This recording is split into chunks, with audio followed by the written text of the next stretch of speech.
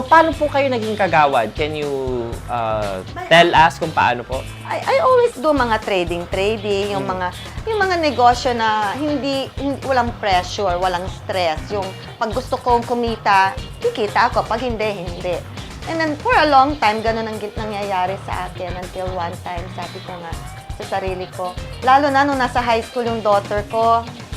So, pag susunduin ko sa school, bago ko sunduin, paggising ko ng lunch, ligo, diretsong parlor, diretsong gym, diretsong shopping, 5, 6 o'clock, susunduin ko anak ko. It's a daily routine. Parang, hindi naman boring, kundi parang sabi ko, napaka-unproductive, parang, anong silbi ko sa buhay ko? Yeah. Then, I pray to God, and I told Him, make myself useful. Give me something to do. Naimbitahan naman. Apo. Naimbitahan lang ako nung isang tumatakbo, ni Miss Kay Ferrer, na tumakbo. Fortunately, nanalo. And hinahawakan ko ngayon yung Committee on Clean and Green. Ano pong advocacy ninyo bilang head po ng committee ng Clean and Green? Well, of course, to make sure that the environment, particularly in Barangay Valencia, would be the cleanest barangay in Quezon City. Bilang kagawad kasi, one of my agenda is to make sure na nai-implement yung mga city ordinances. Yes. Because I felt na before kasi parang we make ordinances, we make a lot of laws, but yung proper implementation of the laws, yun ang feeling ko nagiging problema.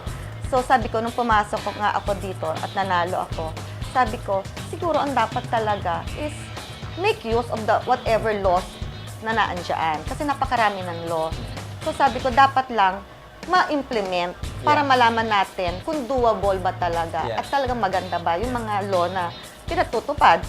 So yun yung ginagawa ko ngayon. Pinatutupad ko whatever city ordinance there is in our barangay. What challenges do you face bilang kagawad po? Nung bago, kasi when you talk about RA 9003 or yung solid waste management segregation, di ba? Parang marami kasing nag-try pero nag-fail only because, sabi ko, nag-fail only because hindi tayo consistent. Pero kung tayo consistent at firm, kaya yan. Kasi kung nagagawa, wag na tayong lumayo sa ibang bansa. Pag pumunta ka ng Subic, di ba, o ng Clark, bakit walang mga stoplight? Pero bakit humihinto tayo sa intersection? Kahit wala naman tayo nakikitang pulis, humihinto tayo. Bakit pag pumasok naka-seatbelt? Because doon talaga implemented yan. Sabi ko dito rin sa barangay natin, hindi na ako lalayo with regards to my committee sa basura. Sabi nila, waste segregation, dapat anong sabi ng ordinance? Ihiwalay ang nabubulok sa di nabubulok. Sabi ng ordinance, huwag ilalabas ang basura hanggang dumating ang truck. So, yun ang pinatutupad namin. O, huwag nyo ilabas yung basura. Kapag nilabas nyo, hindi kayo segregated, hindi kukunin ng truck. Nung una, syempre, nagagalit. Yung iba, sasabihin, sa umpisa lang yan. Okay, sasabihin nila, sa umpisa lang yan, pero babalik din yan. Well, so far naman, simula nung mag-umpisa ako hanggang ngayon naman, yun yung ating pinatutupad at consistent at firm tayo. Pag hindi nag-segregate, huwag kunin.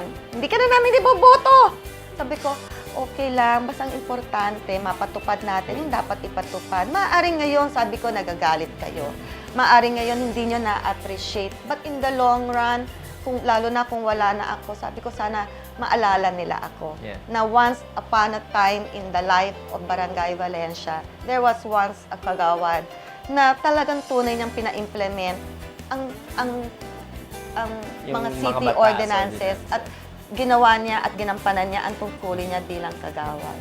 Before being a kagawad, did you have any foray in public service po?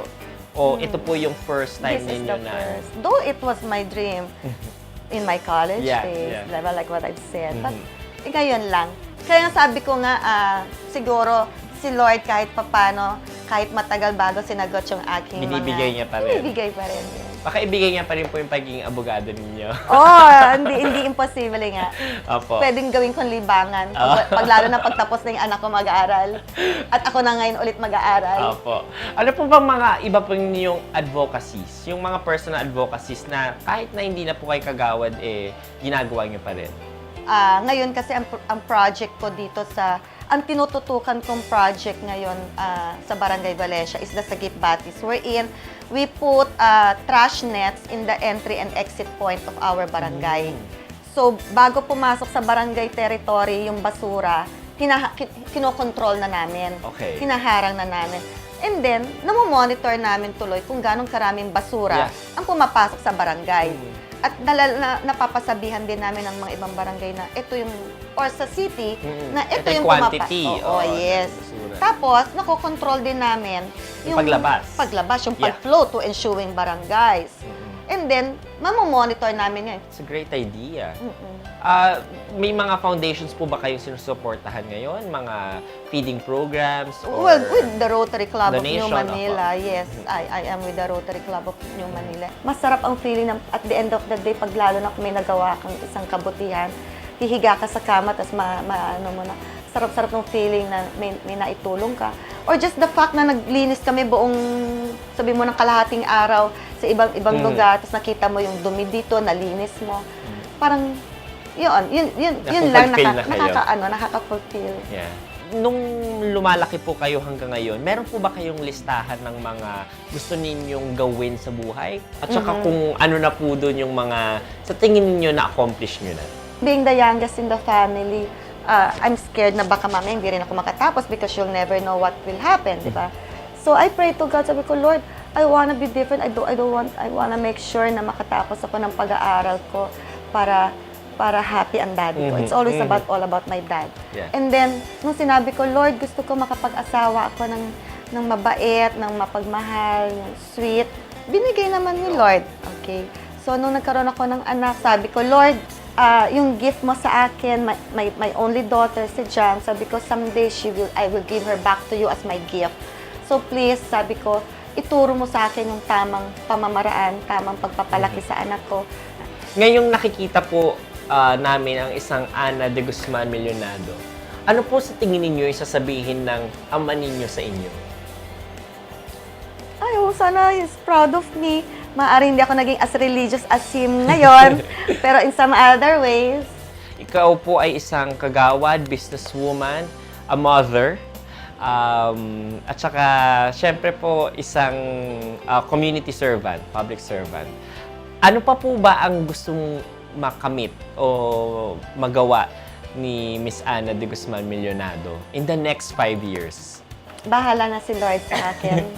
Basta kung ano yung gusto ni Lord para sa akin, yun ang gagawin ko to the best of my ability.